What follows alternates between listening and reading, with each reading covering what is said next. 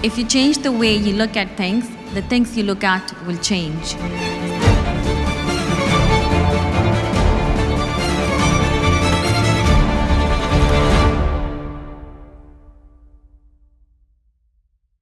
Thank you for being here today, but let's start with the big picture. Marriott, the world's largest hospitality organization. Tell us globally, what does sustainability mean to the brand and what are you doing about it? Sure. First of all, thank you to Forbes for bringing us together, and thank you, Amna, for being here with me today. For us, I think you've used two words, sustainability, but you also mentioned the largest hotel company. So I'm going to talk about both. One is, first of all, Marriott, though we are the largest hotel company, it's 8,600 hotels globally, but it's still a family company. We still have Mr. Marriott as the chairman of the company. It's been 90 years. And when the company started, and for the longest time, while the word used wasn't sustainability, it was about, we called it Serve 360. It was about doing the right thing in all 360 degree or all directions. And one certainly was it was just about giving back to the community where we are, whether it was people, whether it was sustainability today, what we refer to, and kind of talk about different things. But back in September 2021, we went out public and we said that we would be net zero by 2050. Now, that's a big order and a lot of things, but as all of you can imagine, if you look at hotels, the biggest waste is food. It's buffets, it's different menus where different things get cut, and food waste is one of our biggest ones. So if I had to kind of just give the top three, I would say we have pledged that we'll cut down food waste by 50%. The second thing is, of course, we are sitting in a hotel right now, and you can see there is a lot of energy getting consumed. It's air conditionings that run 24 hours. It's electricity, it's power.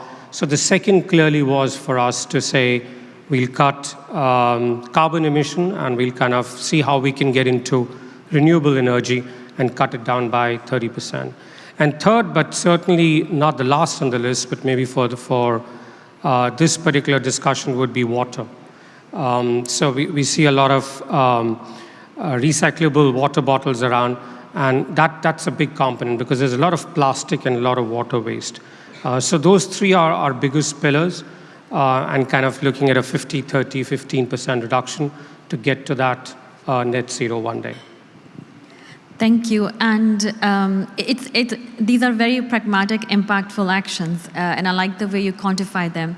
You started by saying giving back to the community, and I think that's very, very important because even when we work in a corporate, I think it's amazing when people come not to just work for the company, but they know that there is a bigger purpose behind it, and you are actually giving back something that you will remember, because 30 years down the lane, you may not remember the P&L impact that you had, but you'll definitely remember the impact you made on the environment. So let's come to the region now. What do you think are the sustainability initiatives that you and your team are driving in this region, and how do you see the impact of those? Sure. I think that's a good question, and I think I would say that, first of all, the speed with which things are happening in the region is really nice to see. I think one of the previous panelists was talking about the partnership between the government and the private sector, or government between the different businesses. I find personally that that's happening at much faster a speed than it was 5 years back, or than it was 3 years back. So when I get to the region, and let me go in that order again, food waste, the highest. We're seeing a lot of vertical farms that we are doing in hotels. So for example, if you were to go to Ritz-Carlton Abu Dhabi or Ritz-Carlton Dubai Beach or DIC, you'll find all these hotels have vertical farms. So we're trying to create farms within the hotels, within the space that we have, to see that we can recycle or reuse the space we have. So in terms of that, and then food waste really, we spoke about buffets, we just had lunch outside. There would surely be some amount of waste from that buffet today, because you cannot just count the number of people in the room and put the food. So we have technology today where it's a winner, for example, is the name of the company that does it, which actually scans what goes into the dustbin and gives a report to the chef to say, these were the things that went maximum to the dustbin, and therefore they can look at reducing that or seeing how they're going to recycle that, or create menus out of trimmings of the food being done in the main menu. So different ways of doing it, but that's one thing we have kind of adopted very well. The second, I just want to kind of share this as an example on the water pieces. I've often heard that, oh, this is one bottle or this is one hotel. And I want to just bring this to reality. So I don't know how many of you have been to Mina Siahi, which is a complex of 3 hotels. It's the Westin, the Meridian, and the W. It's one set of hotels, and just the beginning of this year, we moved into making our own water, recycled water. It's glass bottles which are cleaned within the hotel. And it is done with a local company. Just by doing that today, for this year, we will save 1.5 million plastic bottles. And I'm talking one set of hotels, of 3 hotels together. Now, imagine if we had to multiply our own number of hotels. We're talking 50 in Dubai, 78 in UAE, or 250 in the region. That's multiplying, and that's Marriott. I mean, if Rixos had to do it in Accor, and I think everybody is doing it now. So I think I would say every drop counts, literally. So that's kind of what we're doing in plastic. We've also kind of adopted to do, on the carbon piece, we have taken up a project on doing mangroves. So we did 1 this year, and we're going to do 3 next year. But this year we partnered at the beginning of the year with Etihad, and we did a mangrove project right here in Abu Dhabi. It's not even a 20-minute drive. And mangroves, as a lot of us know, they kind of absorb carbon 4 times that of a tree, a regular tree. So you're kind of multiplying that. So we said, let's not just plant 1,000 or 2,000 or 5,000, but let's do a whole forest. And we call it a Marriott Etihad forest, and we did 12,000 mangroves. But the proof is in the pudding, so maybe a quick 1-minute video on what we actually did. So maybe if somebody can play the mangrove video, that'll be great. Sopranta forest, it's not 100 trees, it's not 1,000 trees, it's 12,000 trees.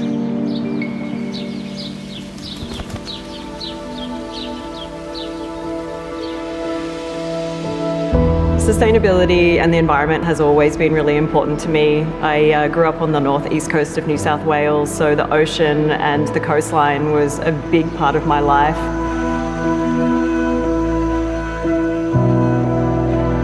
We came up with this partnership with Etihad. We started back in Jan, and our goal is to finish the 12,000th mangrove in mid-March.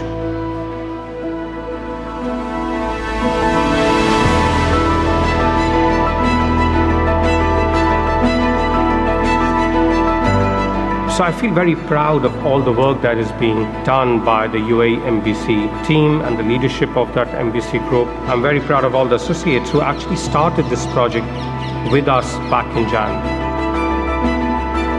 Sustainability being such a shared focus for both Marriott International and for Etihad. You know, the history that we have of connecting people and places in beautiful destinations and properties, it's a really nice segue as we see our home to be able to connect Marriott International with the beautiful nature that is the mangroves.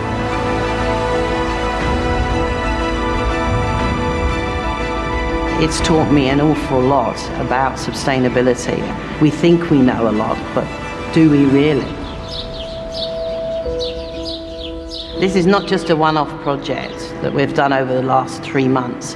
This is going to continue for the next 2 to 3 years. Especially here in Abu Dhabi, the next year, we plan to bring 50 associates on a monthly basis down here to the mangrove forest. Before this project, I didn't know much about mangroves. But having learned about how this all works, the fact that mangroves do more storage of carbon dioxide, 4 times that of the trees, it's very impressive. In fact, last weekend, I was there at the project, and just taking a walk along the mangroves, it was so peaceful, it was so stunning, and I could only encourage all of you, to take that 1 hour to switch off and go to this mangrove and connect with nature, and you'll know exactly what I mean.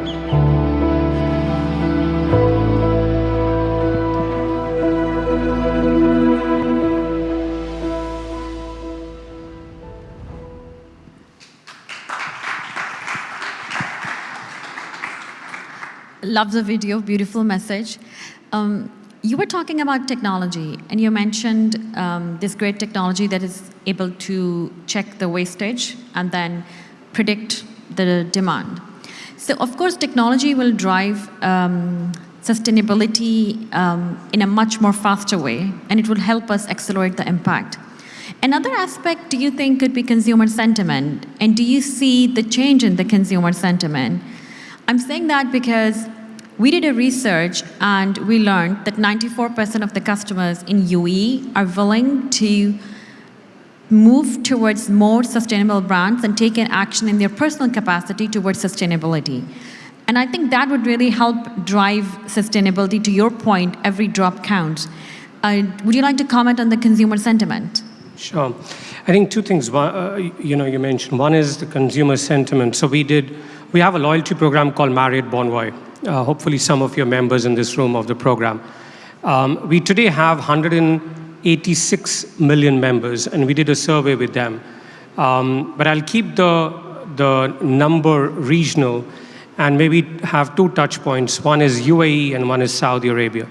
UAE, 85% of our guests were Marriott Bonvoy members, and 80% in Saudi Arabia said that they'll choose the next destination or the next hotel which will have a better messaging, or they have done something more on sustainability. So it's changing. And maybe I'll bring it to life with another example. If I had to go back 5 years and you had to walk in a hotel, and this is a real life example, it's a Ritz-Carlton, and somebody whom I knew walked in that corridor where the light came on when you walked in, meaning it was a sensor, right? So you walked into the corridor, and the light came on, and when you got into the room, it switched off.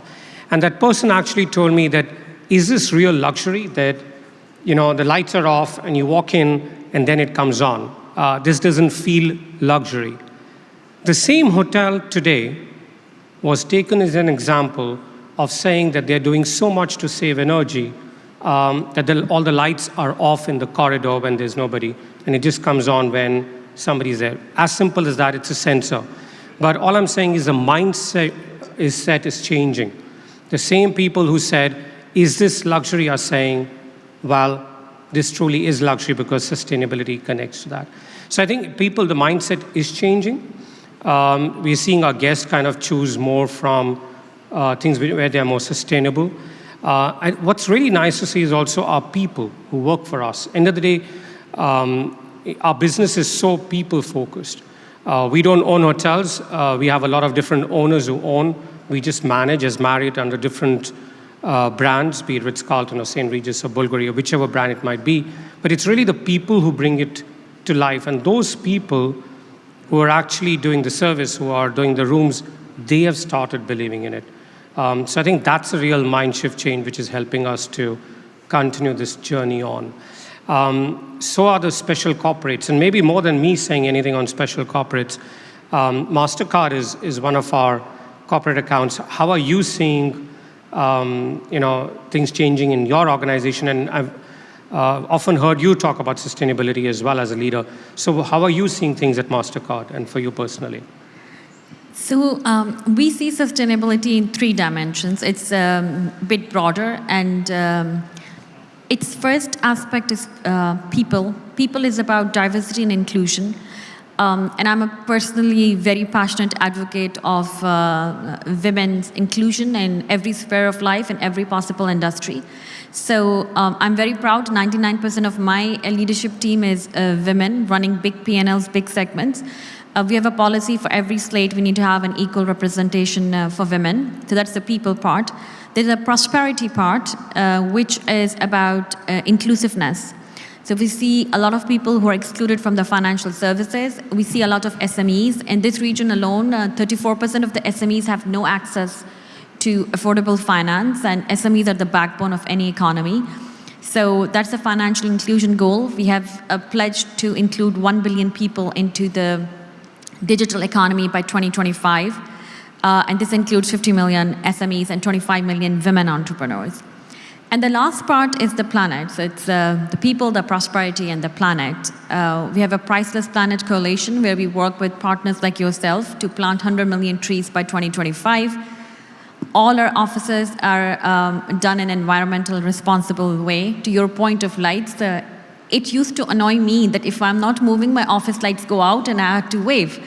I would say 5 years back it was annoying, like why do you have to do all of that? But then you just realize, to your point, now that it's such an awakening, it's such an awareness around sustainability, and that's amazing. I mean, just to end my point, my 6-year-old wanted her birthday theme to be Save the Planet. I mean, I didn't know anything about the planet when I was 6 years old. So I think that mindset change, to your point, is huge. And I think that will really drive all of us in our individual capacity as well as in our corporate capacity.